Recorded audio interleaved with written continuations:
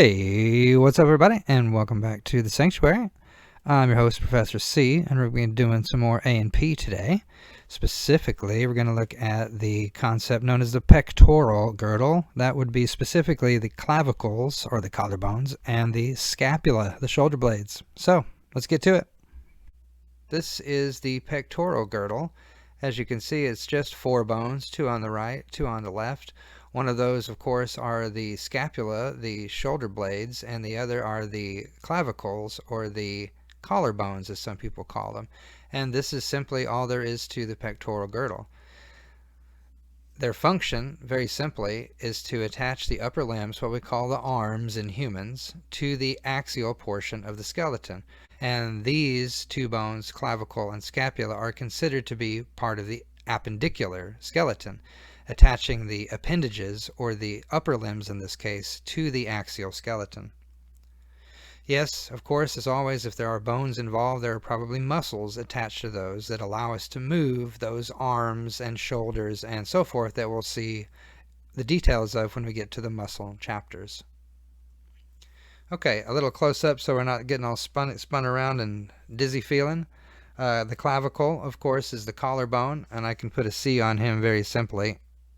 There he is, the collarbone or the clavicle. From that position, anatomical position, it looks kind of straight. I know it's got a little bend to it, but if you turned that a little, you would see it's got an S shape to it, and we'll see that on the next slide, I believe.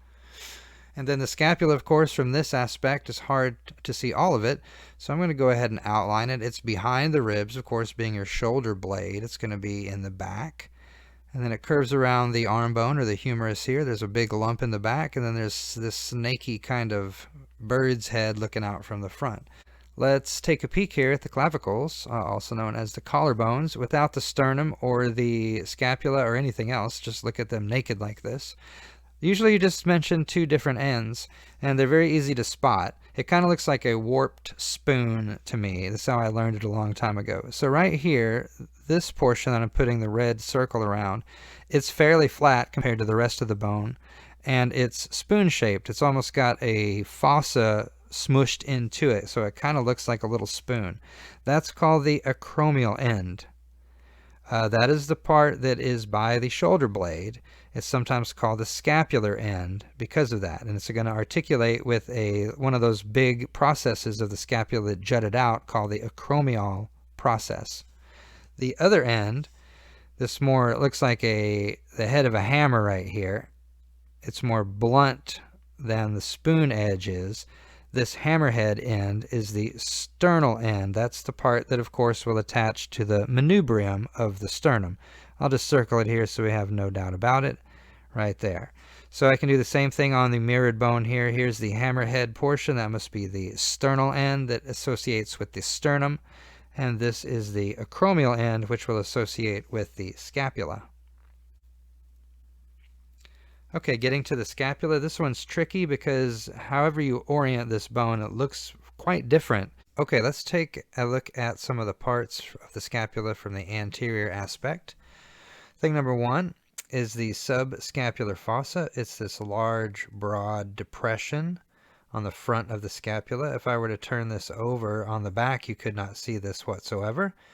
A large muscle called subscapularis will fit in here when we get to that particular section. But subscapular fossa. The acromion is this big bony portion sticking out. I'm going to put AP because sometimes you can call that the acromial process. And then it's an extension of this bony ridge called the spine back here. Now you can't see much of the spine. When we flip it over, we'll be able to see it nicely. But I'll just show it like that for now, the acromion and the spine. The coracoid process is this kind of like snake head or this bird's neck sticking out from the front of the scapula. So this is, I'll put CP for coracoid process. A suprascapular notch is right behind it, and I can kind of put the arrow here to show there is a notch here that I've filled with the arrowhead. That is the suprascapular notch, a notch on top of or on the superior portion of the scapula. The glenoid cavity, if I can change my pen, I can see it right here, this smooth area. I'll put GC. I would have called that a glenoid fossa if I had the opportunity, but it is called the glenoid cavity. And of course, hanging down from here would be the humerus bone. The arm would hang down this way. And I'm going to kind of sketch out a little hand here just to be goofy. Remember, the arm will hang down from that way, so when we try to detect medial versus lateral in a minute, we can remember that the humerus hangs down from the glenoid cavity. Okay, when we deal with the borders, we've got to get a little more specific, but the superior border is pretty easy. It's just right up here. And I'll also put superior border. That means the inferior border is not a problem either. It's down here at the bottom part of the bone. There's the inferior border. The other two are the one that cause problems because people get them backwards. Remember again, if the arm is hanging here off the glenoid cavity, then this must be the armpit. The armpit word is axillary. So this here is where the armpit would be. There's the axillary border. It is sometimes called the lateral border because it sticks out laterally. The other one, the big long border here that I'm moving my red pen down, wiggle, wiggle, wiggle, wiggle, that is the vertebral border. Or sometimes you call it the medial border. Remember, the vertebral column will be right here. I'll kind of sketch in some silly vertebrae just so we see it. But the vertebral column will be here, right next to the vertebral border or medial border. Now, when we flip this over, it does look a little different. So let's try it again. Let's label these parts on the back and some new ones, and the one on the lateral aspect on the right side of the screen, which is very tricky for most people. So again, the spine is clearly visible from the back here. I can see it. I've put a big old rectangle around it. There's the spine. I'll just put S-P-I-N-E for spine. And sticking out of the top of the spine is the acromion. Okay, I'll put an A here. And then I'll show it over in the same section. Here is the spine right there, and here is the acromion, which I think the word will come up in just a minute. So there's the acromion and spine in both of those aspects.